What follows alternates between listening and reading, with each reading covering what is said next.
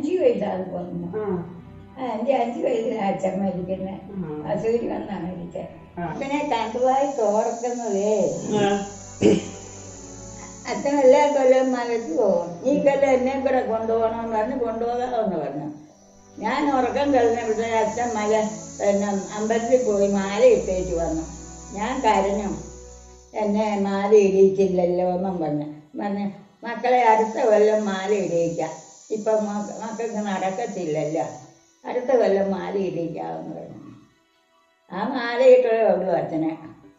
ശാൽമേക്ക് പോയേച്ച് വന്ന് പനി തുടങ്ങിയപ്പോൾ അമ്മ ചുക്കും മുളകും കൂടെ വെന്ത് കൊടുക്കുക. വെന്ത് കൊടുത്തപ്പോൾ ബസൂരി മുളച്ചു. അങ്ങനെ അച്ഛൻ മരിച്ച. ബസൂരി വന്ന് എത്ര പക്ഷേ മുഴുപ്പുണ്ടായിരുന്നു ഓരോരുത്തരുടെ മേത്ത്. കുളിപ്പിച്ച് കഴിയുമ്പോഴത്തേക്കും രക്തം മേത്തൂടെ ഒഴുകും. എന്നുവെച്ചാൽ മഞ്ഞപ്പൊടി പോകും. ഓരോരുത്തരുടെ കാലം എന്നതായിരുന്നു. ഒരു കുടുംബക്കാരെ മുഴുവനും ഇട്ടു. തള്ളയും തന്തയും 3 മക്കളെ, 2 ആണും 1 പെണ്ണും.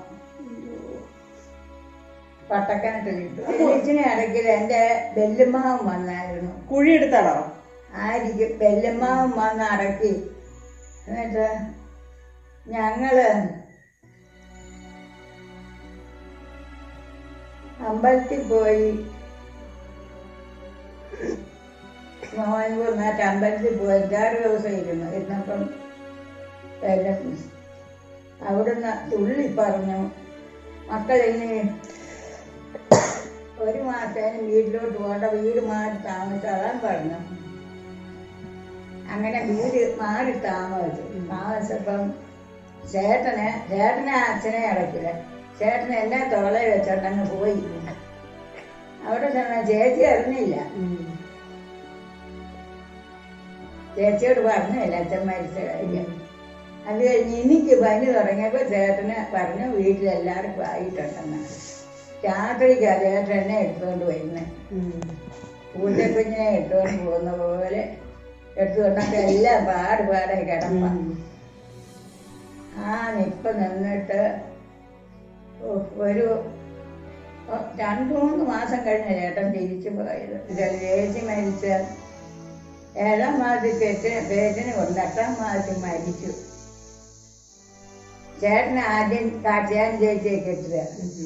ചേട്ടനെ കൊണ്ടുപോയി പെരയെ കൊണ്ട് ചാരി വെച്ചേച്ച് കരിഞ്ഞോണ്ട് ഇറങ്ങിപ്പോയി. കൊച്ചോടുകൂടി മരിച്ചോ? കൊച്ചും മരിച്ചതേ.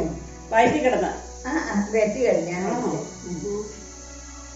ചേട്ടൻ ഇറങ്ങി പോയിട്ട് പിന്നെ 2-3 കൊല്ലം കഴിഞ്ഞ ചേട്ടൻ തിരിച്ചു വരുന്നത്.